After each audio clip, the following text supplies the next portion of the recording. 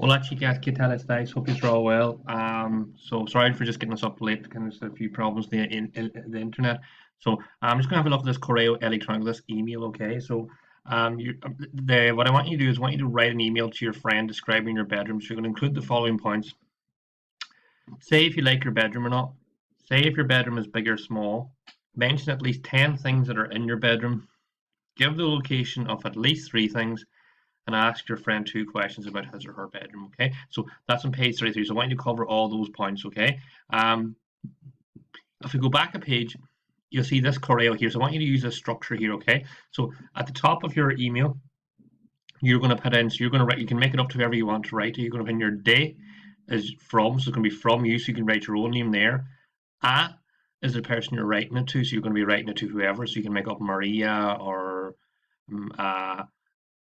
Alejandro or whoever, okay? And then asunto is your topic. So your asunto is your topic. So you're going to put in there mi dormitorio, okay? Then on your Google Doc, so I'm going to attach this to Google Doc. I want you just to copy this this structure here, okay? You're going to say hola to whoever you're writing to. ¿Qué tal estás? How are you?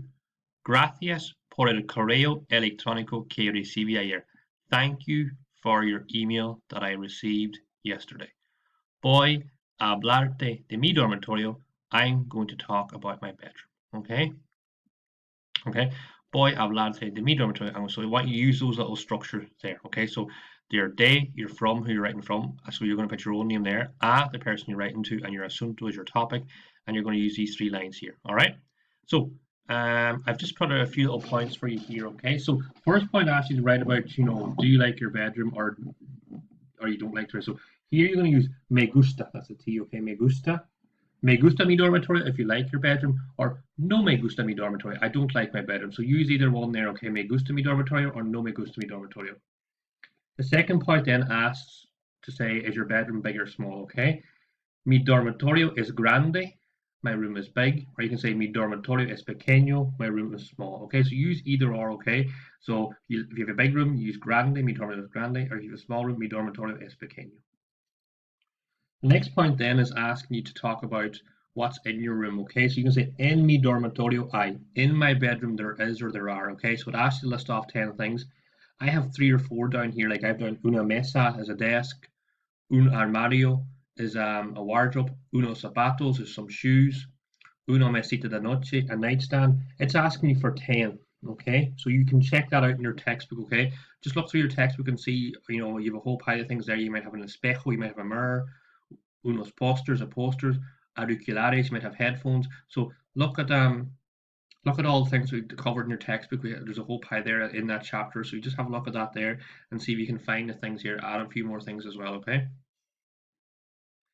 The next point then asks you to give the location of things. So for instance, you might say, La mesa está al lado del armario. The table is beside the thing. So you've got all these in chapters. So remember, está al lado de is beside. Está enfrente de is like opposite.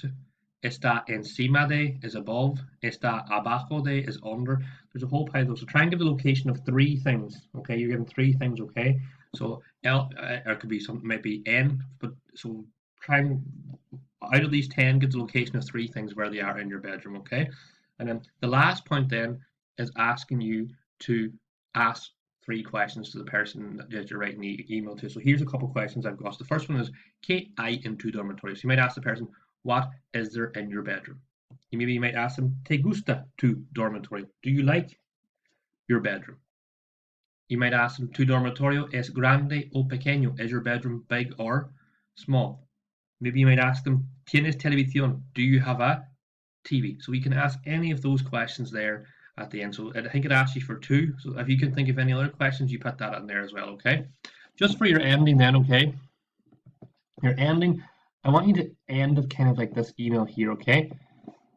So put your paragraph here at the end. So you're ask your 2 or 3 questions here at the end, and then just write right at the end, escríbeme pronto, write to me soon, and then sign your name at the bottom, all right?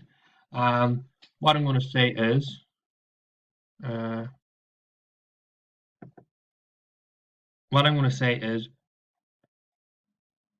whenever you've that done, I'll attach that as a Google Doc, okay? I'll attach that as a Google Doc, and then just try and try and try and just try and just put on the Google Doc, put as much detail as you can, and we will have a look at it from there. Okay, and enjoy. Have a buen fin de semana. Have a good weekend, and enjoy your Easter holiday. So just finish, put it onto the Google Doc. Okay, gracias, chicas.